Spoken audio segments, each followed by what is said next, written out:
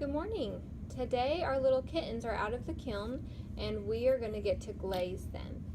Now, some of them did have issues with the eyeball. If your eye wasn't scored and slit properly and blended in, it might have fallen off. And I'm very sorry if that happened to you, but we can always paint an eyeball on with our glaze color. So the one part you're not going to have to glaze is the bottom and the inside. So we're only going to glaze the top outside. So you're going to start out with a tray at your table that's going to have two eye colors. Well, I'll bring you the eye colors once you're done with the body. So we're going to start with the body, and you're going to have the two body colors. The one thing that's really cool about clay and glazing is the clay, remember, this was gray and soft, and now it's white and it's very hard. And the same kind of transformation is going to happen to the glazes.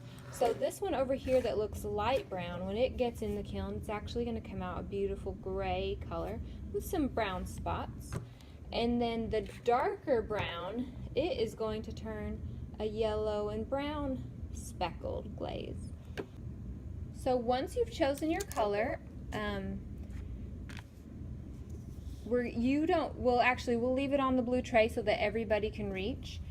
So once you've chosen your color, we will have to use friendship and cooperation to figure out how everybody can reach. Maybe pass it back and forth, or we might have to change seating a little bit if people are too far away. We'll see.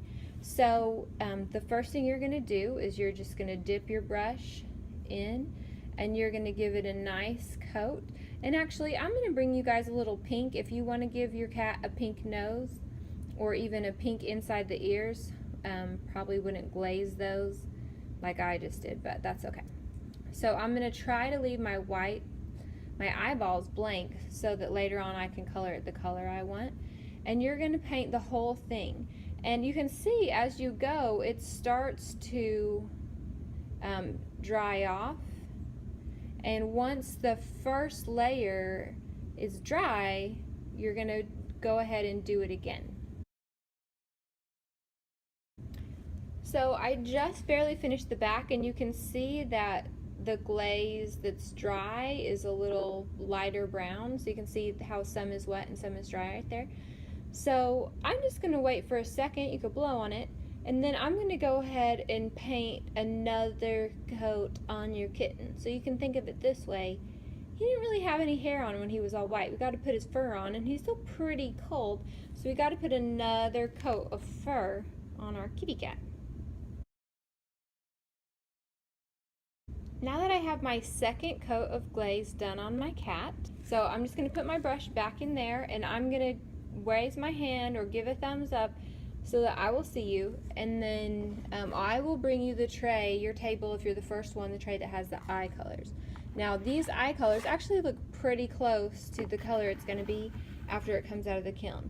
And there's white and blue. So you're just going to pick a color. I'm going to give you a new brush, and you're going to go ahead and glaze your kitty's eyeballs. And sometimes kitties have two colors of eyes, so you could always give one a blue and one a white, but if you do that, you're going to need to have a different brush for the different glaze color, because the blue, if it got dipped into the white, it would turn the white blue. So I'm going to put my two coats of blue on my eye. Okay, I've given us one more color on our tray, and this is the pink for the nose and the ears. And you're going to have to get a different brush, and it will turn out brighter pink if you don't have, like if you can leave it white under the brown, it will probably show up a little bit better, or the gray. But if you don't, you can still try it and it will still work a little. So this one, it's we'll see, I have a little gray glaze under, but I'm going to go ahead and put the pink on here, and that'll be a little different, but that's okay. So now my kitten is all done. He's got his eye color, his fur color, and his ears and his nose. He's ready to go. So if you get all the way done, just put your kitten back on the tray, Now, if you have and you can put your brushes next to the color that you used. If you have been careful and all your glaze is only on the newspaper, you can roll the corners in like this to keep it off of the table. And what's awesome is if you're super careful, then the table is still clean.